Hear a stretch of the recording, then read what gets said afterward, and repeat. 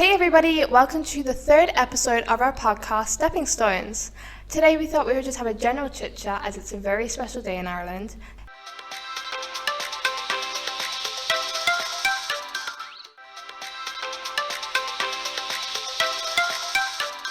Today is St. Paddy's Day, isn't it, Mum? Yes, it is, Ella. And St. Patrick's Day is a huge celebration for an awful lot of Irish people right across the world. Here in Ireland, it's a bank holiday, which means there is no school and no work. But however, under normal circumstances, we would have parades and we would be out celebrating. But because of the pandemic, of course, we can't do that this year. So people are celebrating in other ways. Like, for instance, here in Ireland, some buildings are being lit up in green. And as far as I'm aware, there are some buildings being lit up in America, also in green. I feel like in England it was more celebrated than it is here. Like, I used to go into my bows in my hair when I was going to primary school. Yes, you did. When I was working, I also made sure that I went in something green. Yeah, we didn't do that here very much though, did we? Like, there were more parades here. More parades. We didn't have any parades in the UK. However, where we lived in the UK, because there was a big, huge Irish community, we did have a parade. Even though it wasn't held on St. Patrick's Day, it would be held on the weekend prior to St. Patrick's Day. I kind of like St. Paddy's Day. It's just like, you get a day off at least. Yep, that's the bonus, that it's a bank holiday here in Ireland. In England, we didn't have a day off. There's a lot of different traditions that go along with it as well. Like, obviously, wear green, go to a parade, or go for a walk. Eat bacon and cabbage. All those type of things. It's like Christmas here with all the presents. Yes. It was always, and even when I was a child, it was always a big, huge celebration. Yeah, obviously we can't do that though this year because of the lockdown. No, we're a bit curtailed this year. We can only hope for the best for next year. Yeah. What will be the first thing you'll do after lockdown, do you think? Go to the hairdressers. Have my hair cut. Fabulous. Get pampered. At the moment. Yeah. I'm thinking a bit further afield, but you know. Well, I only want small things in life. I haven't got big grand ideas like you have.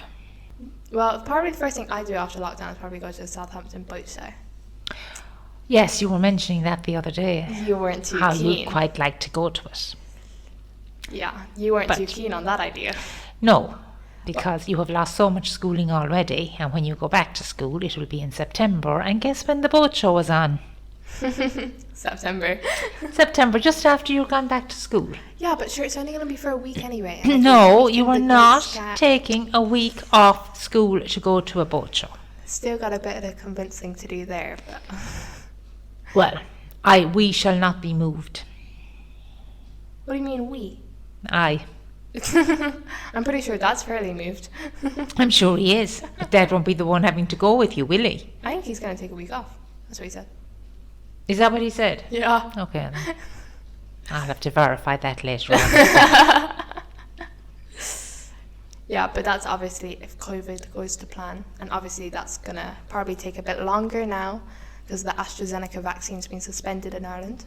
Yes, it has, as well as 4 other countries right across the world. What other ones? So there's Denmark, Norway. Denmark was the one reporting it, wasn't it? Sweden. Yeah. And Thailand. Jeez. I saw in the news a while ago, Thailand is the first country outside the EU which has now suspended it as well. That's mad. So they're hoping for a decision this week from the European Commission Health Authority, and that if they get the all clear, then vaccinating in Ireland will resume. However, if it transpires that there is a problem, then that's going to give more of a headache for people. And there was 30,000 due to be vaccinated this week, and now they've all been deferred. Jeez. So there's going to be 30,000 people in Ireland who are not going to be very happy that they weren't going to receive their vaccine, because obviously they were looking forward to it. And sure, Ireland isn't good for vaccines anyway. Like, you look at England and half their population's already vaccinated, and here we are struggling with our 3%. We're not even anywhere close to what the government promised that we would be targeted. Yeah. But we are where we are, so we have to wait and see for this week, see what the authorities come up with, because if they've suspended it, there's nothing we can do. Yep. Good news though is that the weather is picking up. Yes, it's lovely out there today. It's not raining. It was raining earlier, but it's not raining now. And even better, on St. Patrick's Day on Wednesday, the temperature in Ireland is supposed to be up to 16 degrees, which is fabulous for March. I don't know what that is in Fahrenheit, but It's like hot for us. It's just perfect for us. And no rain, which is even more perfect for us. Yeah. Unfortunately, we've had a winter of it this year where it's just been lashing rain, even up to the weekend, up to the end of last week. Ireland's just such a rainy country. It's depressing. So we're hoping for drier weather and warmer weather going forward this week. So for the people who might not know the Sarah Everard case, I don't know if that's like news in America or anything else, but here in Europe it's quite a big thing at the moment with the whole feminist movement. What was your take of that?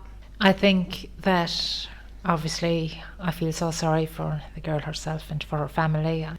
I can't imagine what her family are going through at the moment.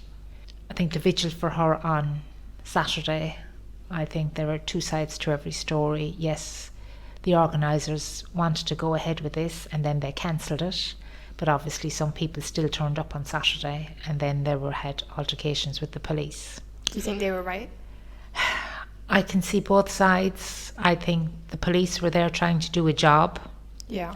But obviously tensions were running high because of what happened to Sarah. And a lot of people feel very strongly, including myself, about what happened to Sarah. Nobody deserves that. Yeah, no way. And I think that, as I say, the police were there to do a job, but I also think given the circumstances, they might have been a bit more compassionate, bearing in mind that tensions were running high.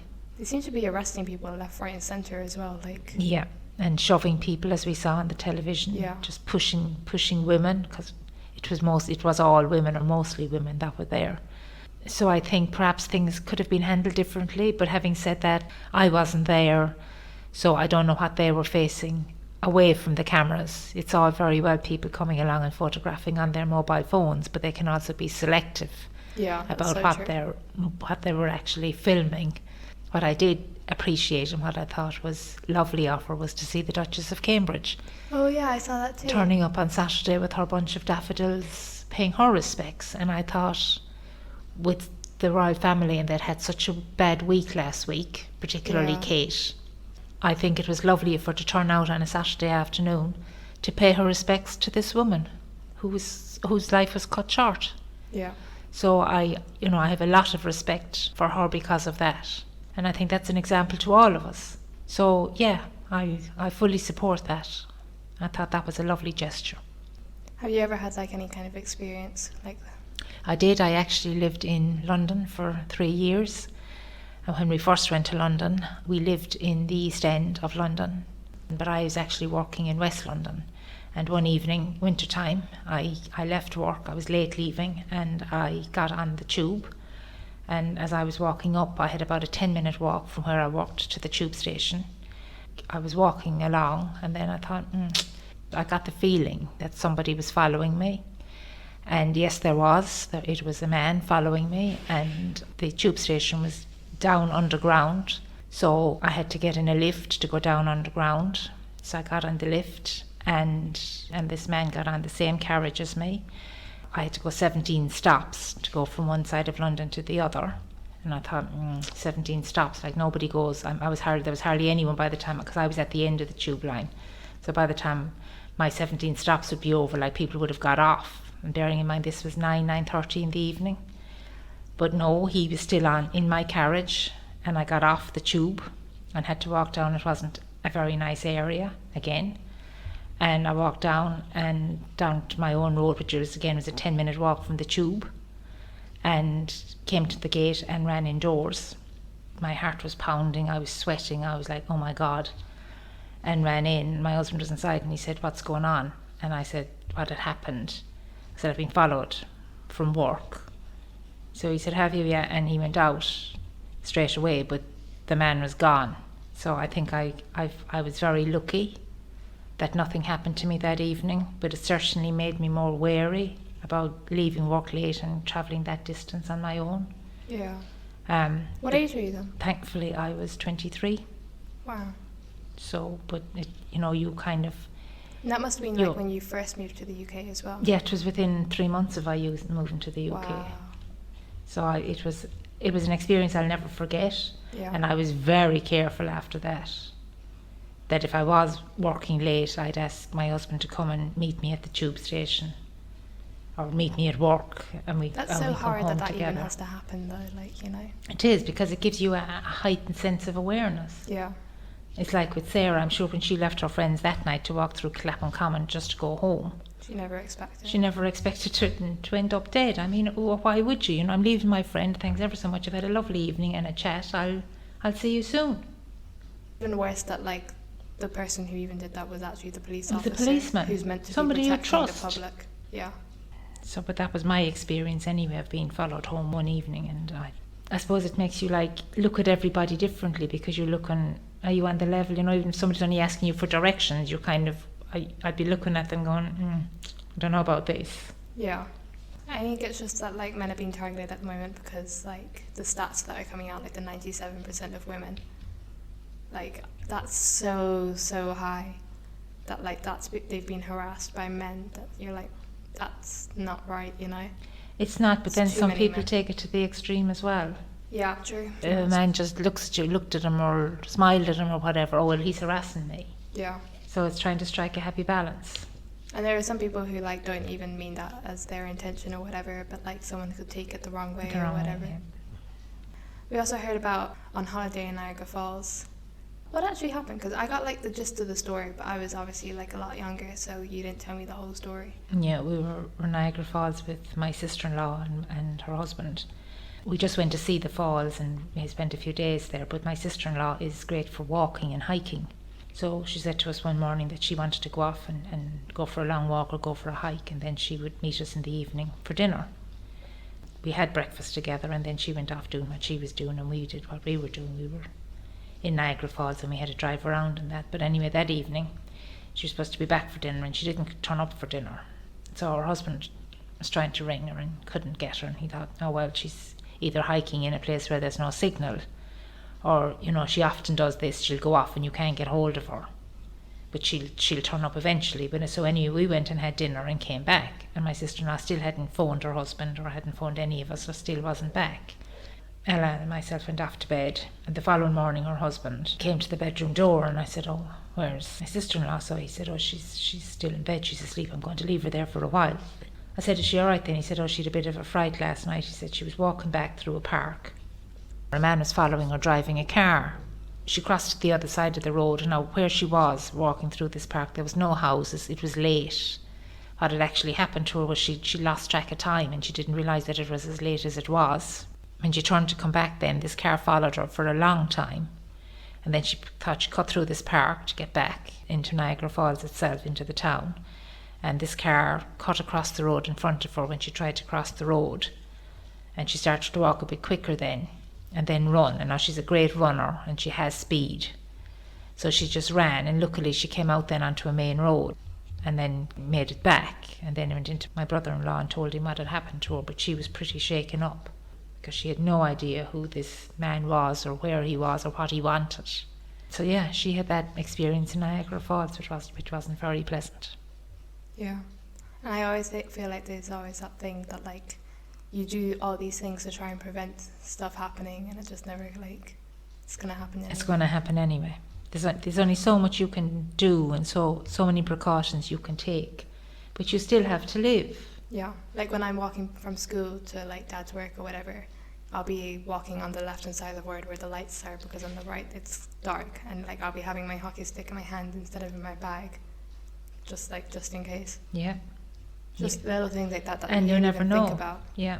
You don't even think about, but you just do it automatically. Yeah, you do, because you're programmed that way. Yeah, and that's not right either. No, It shouldn't be that way, but unfortunately it is the way it is, and you have to. I don't think there's even an answer to it. Like obviously I think the protests are making a lot more awareness to it, but I don't think it's gonna help the actual situation, which is the root of the problem. No. So on a lighter note, what have we been doing recently? Well, me and Dad have been getting up at 3 a.m. to watch America's Cup. Yeah, I haven't. Getting up at 3 a.m. to watch a boat race is a bit beyond me. Yeah, oh my god, we didn't watch it 2 nights ago. We watched it at 9 a.m. instead. And we watched an hour and a half before we realised it was postponed, and we would have been so mad if we got up at 3 a.m. and it had been postponed and we just watched 2 hours of footage. But anyway. Thankfully, I'm pretty sure Dad has some kind of sixth sense that we didn't get up that morning.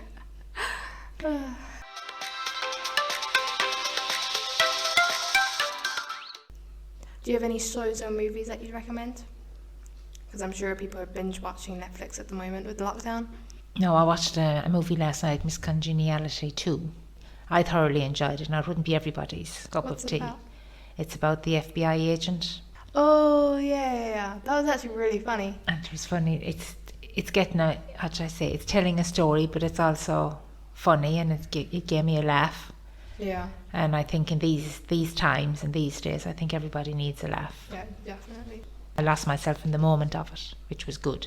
It's just a switch off from everything else, really. Yeah. And as it was Mother's Day yesterday, I thought it was a good movie for me because I thoroughly enjoyed it. Yeah, it was a nice movie, actually. We were actually going to watch a movie last night. Must have forgotten. I don't know how we ended up watching. Jeez.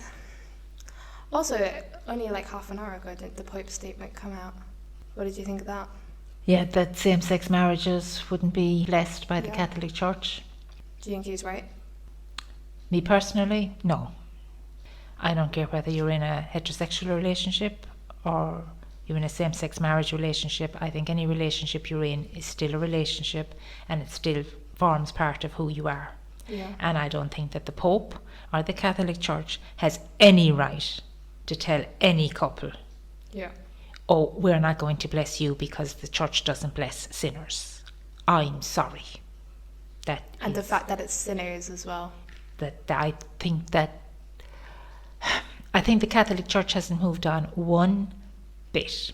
And everyone calls him like a progressive Pope and everything Yes. else. But Well, he's after just the that same. statement, I don't think he's a progressive Pope at all. Yeah, I think he's lost a lot of... I think we're living in 2021, and if you want to marry a man, if a man wants to marry a man or a woman wants to marry a woman, then they're married, they're in a committed relationship, and it should be blessed by the Catholic Church. And that is my view. If that's what they please. If that's what they want, and that is my view.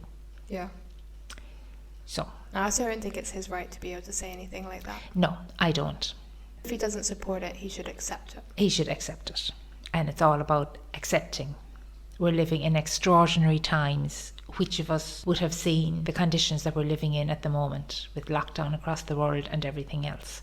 He's not helping the situation, because I'm sure there's a lot of couples out there who are waiting to get married and who can't be married at the moment, or who can't have the wedding that they want at the moment. And I think everyone has a right to choose what they want. Like the lockdown's taken a mental toll on their health. In their health, mental yeah. health And there's a lot of people out there suffering mentally. And that if they were in that position where they wanted to get married in their church and they couldn't, that's kind of just like the tip of the iceberg for a lot of people, that they just... Yeah, it is, especially if they're religious and they want to be married in the church, or they want to be blessed by the church, which there's an awful lot of people out there that do. Yeah. So I don't think he has helped the situation today with that statement. But I mean, I was born and raised a Catholic, but I mean, I have lost all regard for the church. Well, so much has happened in your life. Not just because of this, but because of other issues that have happened previously. And I don't think that any man, even if he is the Pope, has any right to come out and make statements like that about people's lives and what they can and can't do, or they might be seen as sinners. Well, I'm sorry. That just, no. That was not the right language to use. No. Anyway, going back to the royal family then, what did you think about Meghan Markle? I think that the interview she gave to Oprah last weekend, she should never have given that interview. That should have been like a private matter that she solved with the family. If she had issues with... Or at least discussed it with the royal family prior to giving the interview. Yeah. Again, there are two sides to every story, but I think once you're in, you're in. And then anything that happens after that, or issues you're not happy with, or issues you're trying to sort out, then you need to do that behind closed doors with the royal family, or with courtiers, or with staff, rather than going on national television across the world. Not even national television, it was televised across the world, and talking about your issues there. I think that's the wrong platform. Yeah, completely. And I think that she didn't come out of it in a very good light, and Harry didn't come out of it in a very good light, and neither did the royal family. So there were no winners in this instance. But there was an awful lot of hurt. And it also affected many other people, like Piers Morgan, who's been like a commentator for how many years. Yeah. And was very well known, and she completely brought him, I wouldn't say she brought him down, but like his one comment basically just ended his entire career. Yeah, and there's also the Society of Editors. That man also lost his job because he came out defending the British press. Yeah. So he is also out of a job. So that's 2 men This is where it gets messy. that were employed this time last week. Yeah. And now both of them are out of a job. Yeah. So it's affecting their lives and their livelihoods and their careers. And I don't think that she either of them considered deserved it. Yeah. I just don't. And like Piers Morgan, it was his job to comment on the things, and maybe he didn't have a view that everybody else agreed with, but he still. But as he said, it was his view. Yeah. He wasn't imposing his view on everybody. He came out and said it was his view, his personal view. Yeah. And then, like, obviously him walking out of the interview was completely unprofessional, but everybody makes mistakes. Yeah, and everybody has a button that just goes, Yeah, you right, got pushed too that's far. it. I've pushed you too far now. My button's being pressed. You know, he's only human. Yeah. I know a lot of people are saying as well that, like, that Meghan's entitled to cut him off after, they had one date or something. But, like, he has the right to be salty about it as well. Like, I don't know. I think it's a hard case but I don't think he should have lost his job. I don't think he should have lost his job. And neither 227,000 that have signed a petition to reinstate him. Like, of all the years of service that he's had, like, commentating, and this is the one thing that brings him down, I don't know. I didn't think it was right. But anyway, that's my view.